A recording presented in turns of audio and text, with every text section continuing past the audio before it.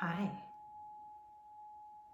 It's time to talk about the cauldron, right? Also known as the 50th gene key.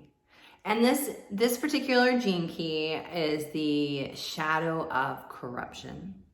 It is the gift of equilibrium and the city of harmony. And when I think of harmony, I think of music, right? The music of life.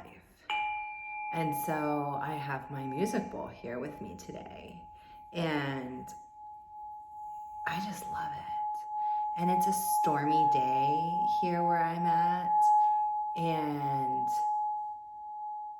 when with rain, right, it's just a symbolization for me of just purity, right? The rain comes in, it kind of washes away all the muck, and we're able to see what's left, right?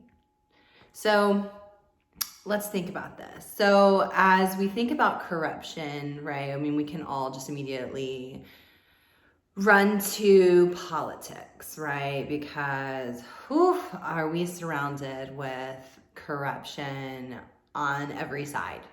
Let's be real. So when we think about corruption, we typically think about corruption in politics, and we think about the corruption in businesses, right? And all of these forms of corruption are legit. It's there.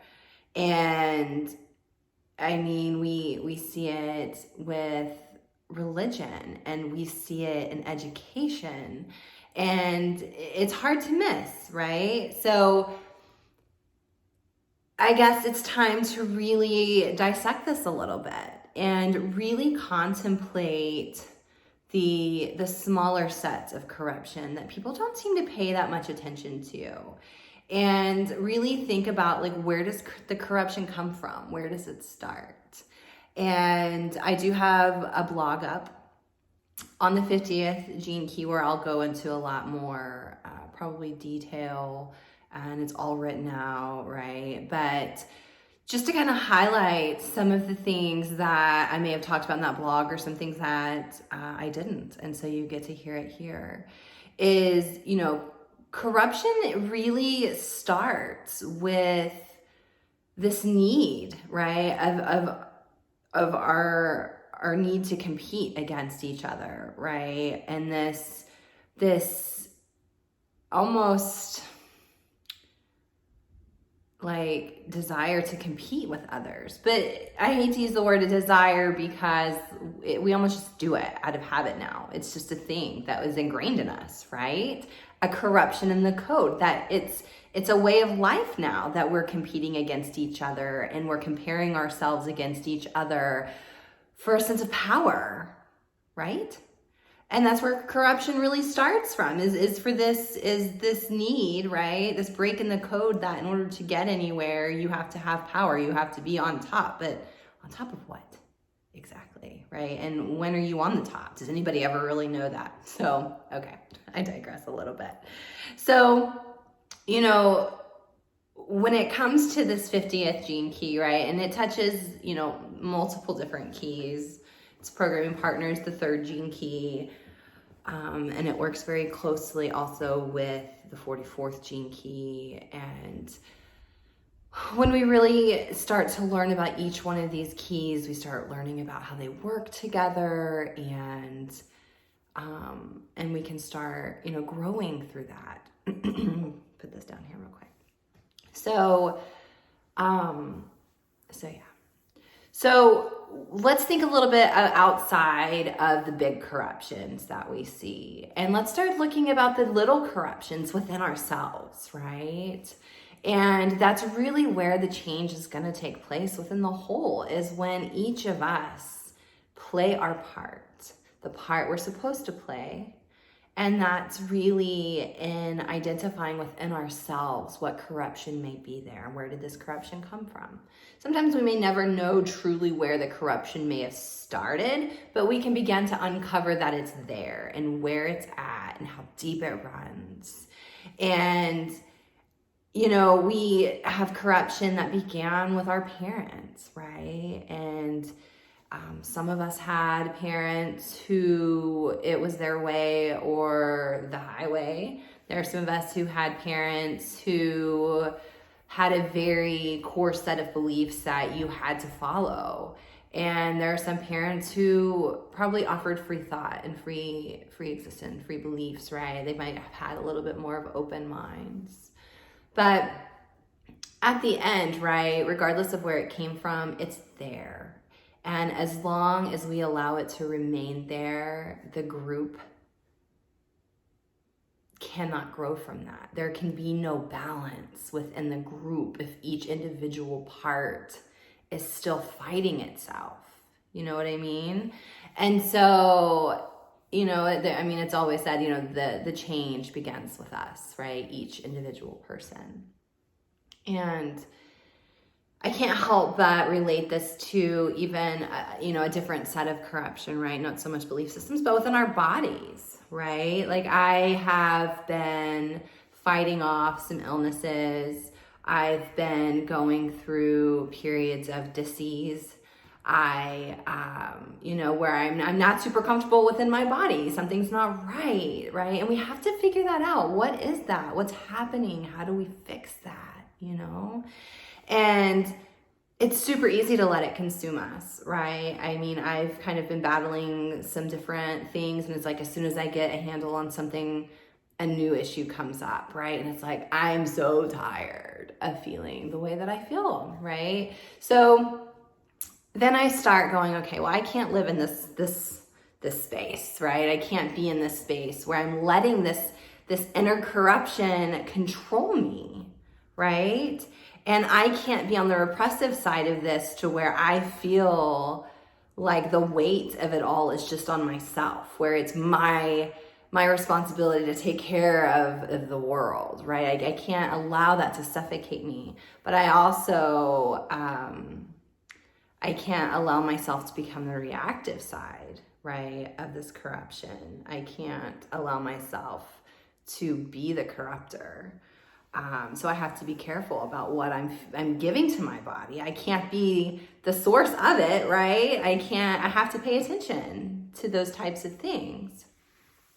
And so, I don't know, I guess that was just my example of just saying, right? It's you for those of us who are relatively healthy and don't have some lifelong form of disease, right, within our bodies, it's pretty easy, right? When you're tired of feeling the way you are, when you feel like the weight of everything is on you, it's pretty easy to let it consume you. And the ways that I try to jump out of that consumption is to realize there are people born into this world with a lifetime of disease of some form. Maybe it's a physical disability or whatever, mental, or, you know, like there's people born into this world with challenges from the get-go. And it's almost a wake-up call sometimes when I'm looking for it. It's just like, they're jovial and they are working through it the best they can, and they are not letting it get them down, and they are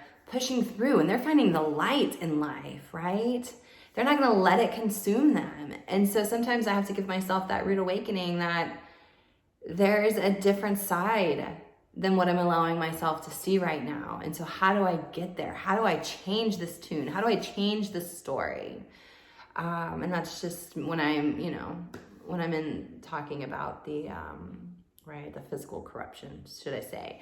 I wanted to really just point out that corruption is more than just what we see in politics. It's a corruption in the code of life, you know, and we have to play our part in that, right?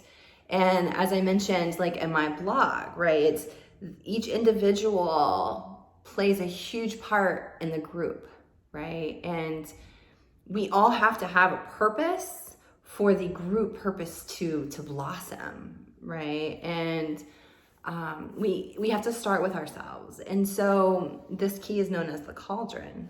And so let's take that for example, right? Within ourselves, we have to dig deep down into what our stories are, right? And what part of those stories actually resonate anymore, and are they doing us any good? And we need to take these stories and we need to throw them into the cauldron, and we need to shake shit up, right? And we need to cipher and figure out and melt everything together and really lay out the foundation of who we know we are and start from there, right? There's never too late to start from a fresh perspective, right? Ever in life. And it's our responsibility to clean ourselves up and not play a part in the corruption of the whole, right? And I don't know, as I just had so much come through for me, and I'm trying to simplify this for others, but as I'm navigating this 50th key, right, and I think about harmony and I think about music, right, and we express ourselves through music, and if we try to think of our lives in the sense of the songs that we're putting out to the world, our own personal songs, right, we have our stories. These stories can turn into songs, and I find myself reevaluating these songs and these stories, and I am taking control of the theme of the song of my life. And I think we all should be doing that on some level and find our own inner balance, right? And only when we do that can we offer balance to the whole. And if we think about that perspective, right, it kind of gives us a little bit more responsibility, and we can't hide from the weight of the world, right? And we have to really think about the things that feed our soul and feed our songs and our stories. And it's a work of life, right? And we, in order to reach equilibrium, we have to be able to find that within ourselves. And harmony, right? The city of harmony. Once we reach the citic state, I mean, you're there, right? It's very common and easy to bounce back and forth between the shadows and the gifts. Life happens, we hit bumps in the road, we think we have a really good grasp of something, and we find ourselves picking back up the pieces, right? Probably not the same pieces we've already picked up before. Maybe sometimes it is. Maybe it's different pieces or whatnot, right? So, but harmony just is, right? It takes work to reach equilibrium. It takes work on everybody's part. Harmony exists as it is. We all have the opportunity to enter harmony. And it comes with work, and it comes with time, and it comes with dedication. And harmony is the goal, right? And it's just such a beautiful city. Like, I think about that, and don't we all just want to live in harmony? Don't we all want that feeling of peace and acceptance and working as a whole? So those are just some things to think about as we navigate the 50th gene key, right? I will include a link to my blog as well, so that you can check that out and kind of read into this more. Sometimes I just narrate my blog on my videos, and sometimes they take a life of their own, like I feel like today's just did. So together they might bring you some perspective and some more understanding on the experiences of the 50th gene key. And please, as always, let me know what you think. Where are you finding yourself during this transit? What are you working through? How is it feeling as you kind of navigate through some of this? So with that, I am sending you so much love, and I can't wait to hear from you. Have a great day.